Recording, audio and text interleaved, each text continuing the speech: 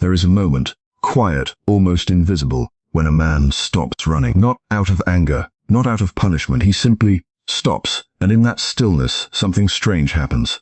The world he built around her, the texts sent too quickly, the plans rearranged to fit her mood, the small surrenders he never noticed himself making, all of it goes silent, and into that silence walks a question no one saw coming. Who was I when I wasn't chasing? That question isn't for him. That question is for her.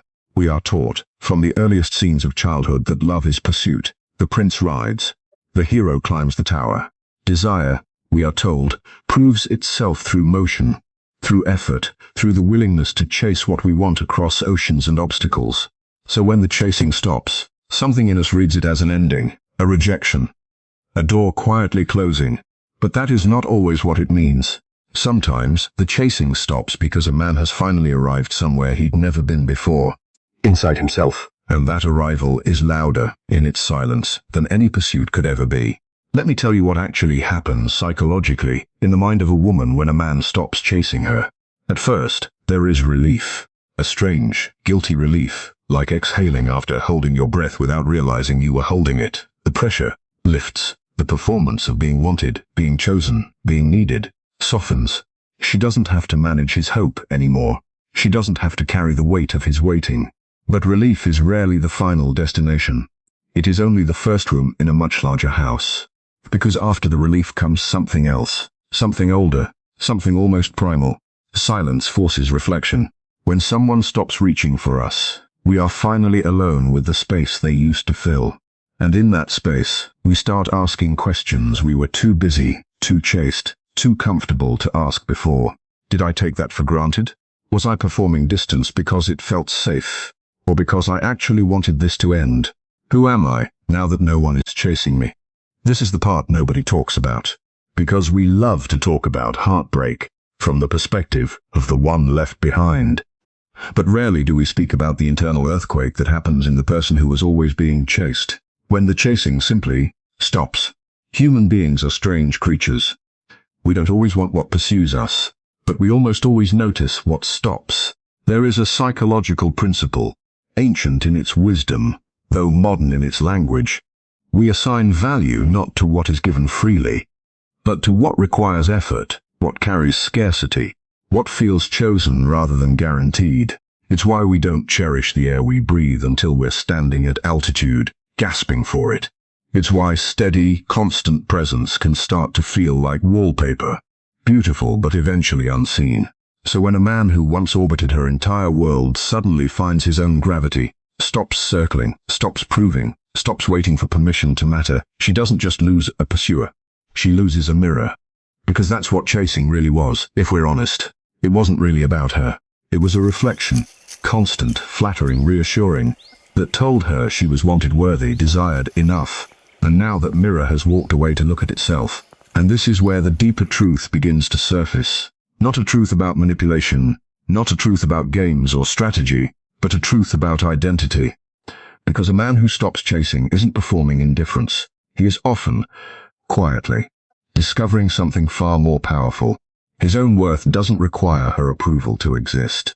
That shift is seismic, not because it's dramatic, but because it's authentic. And authenticity, real authenticity, is the rarest currency in human connection. We can smell performance from a mile away, the desperation dressed as charm, the neediness disguised as romance. But peace? Peace is unmistakable. Peace doesn't beg to be believed. So when she senses that he has found peace without her, not anger, not bitterness, just peace, something inside her recalibrates. Here is what she often thinks, layer by layer, in the quiet corners of her own mind. He's not performing anymore. This is real.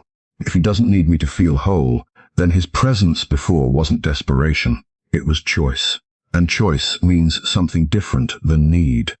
Maybe I mistook his consistency for weakness. Maybe steadiness isn't boring. Maybe it's just the thing I never learned to sit still enough to receive.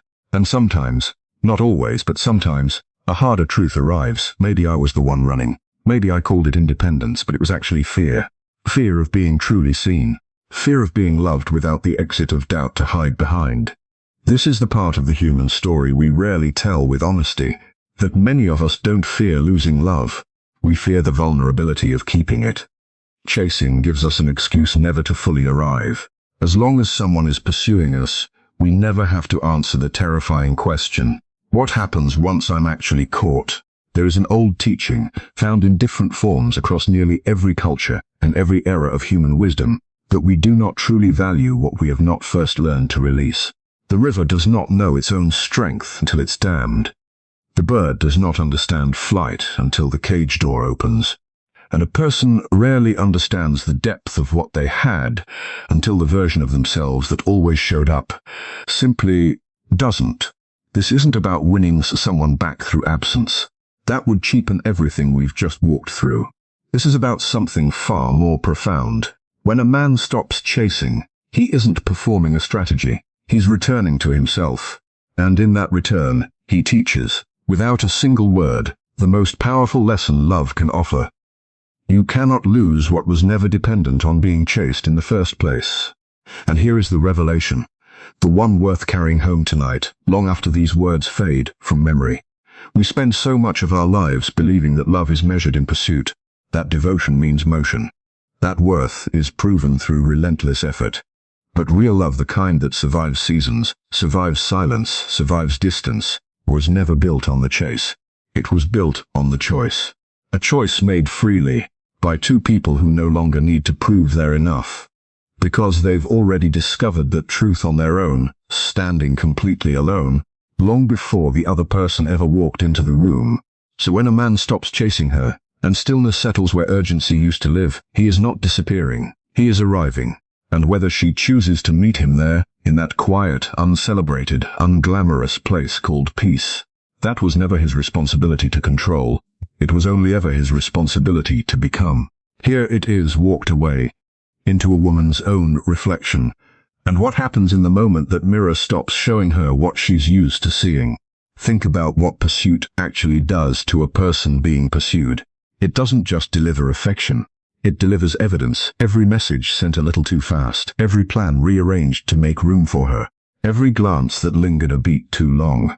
All of it becomes data quietly collected that says, you are wanted, you are chosen, you are enough to be chased across the ordinary distances of a day. She may never say this out loud, may never even admit it to herself, but somewhere in the architecture of her self-worth, his pursuit becomes a load-bearing wall. And this is the part we rarely examine honestly, that being chased is not only about the other person's desire. It becomes a kind of borrowed self-image. She looks at his eagerness and sees, reflected back, a version of herself worth being eager for. It is flattering, it is comforting, it requires nothing of her, except to exist within his gaze. That is the seduction of being someone's pursuit, not vanity. The mirror does all the work. She never has to ask herself the harder question of what she believes about her own worth, when no one is holding up the glass. So when he stops, when the message is slow, when the plans no longer bend around her, when his attention returns to its rightful owner, which is himself, the mirror doesn't shatter. It simply walks out of the room, and she is left standing there, in front of nothing, forced for the first time to ask what she actually sees, when she looks at herself without his reflection assisting her. This is disorienting in a way that has nothing to do with losing him and everything to do with losing the version of herself his attention used to generate. It's not him she misses first. It's the ease. It's the outsourced confidence. It's the luxury of being told, without words day after day, that she mattered, without ever having to build that belief from her own foundation. And here is where something quietly begins to shift, because a mirror that walks away doesn't just remove a reflection, it removes an excuse. As long as he kept reflecting her worth back to her, she never had to do the work of generating it herself. His chase was, in some strange way, a form of outsourcing, a relief from the harder, lonelier task of self-regard. When that outsourcing ends, she is handed back something she may not have held in a long time. The raw, unmediated responsibility of deciding for herself, without performance or pursuit from anyone else, whether she is enough. Silence has always been the most misunderstood language in human relationships. We are trained, from childhood, to interpret love through sound, through declarations, through effort spoken aloud, through the noise of someone working to keep us close. So when the noise stops, most of us assume the message is absence, but silence is never truly empty. It is simply a language most of us were never taught to read. Consider what actually happens in the quiet after pursuit ends. There are no new words to analyze, no fresh gestures to interpret, no rush of attention to respond to. And so the mind, starved of new information, does something remarkable. It turns inward. It begins replaying old conversations, searching not for what he meant, but for what she missed. This is the strange power of silence. It doesn't just withhold communication, it redirects it. Where his words used to do the emotional work, now she has to do it herself, sifting through memory for clues that were always there but never examined closely enough, because there was too much noise to notice them. There's a reason silence unsettles us more than rejection ever could. Rejection, at least, gives us something to respond to, an argument to make, a wound to name, an emotion to release. Silence gives us nothing to push against. It simply exists, patient and unmoved, refusing to confirm or deny anything we imagine about it. And in that refusal, it becomes a kind of mirror of its own, reflecting back whatever fear or hope we bring to it. This is why two people can experience the exact same silence and walk away with entirely different conclusions. One hears indifference, another hears dignity. The silence itself never changes, only the listener does. What makes this particular silence so disorienting is that it follows a familiar sound. She isn't encountering quiet from a stranger. She's encountering it from someone whose noise she had grown accustomed to, whose effort had become part of the emotional soundtrack of her days. So the absence isn't neutral. It's a departure from something known, and departures, even quiet ones, ripple through us far longer than arrivals do. And here is what makes this language so much more honest than words ever were. Words can be rehearsed. They can be chosen for effect, softened for approval, shaped to say what someone thinks another person wants to hear. Silence cannot be performed in the same way. It simply is what it is, unedited, unadorned, impossible to dress up as something it's not. When a man's silence carries no bitterness, no manipulation, no hidden agenda waiting to resurface. When it is simply peace, expressed without a single syllable, it communicates something words rarely can. It says, without saying anything at all, that he has stopped needing her response to know his own value.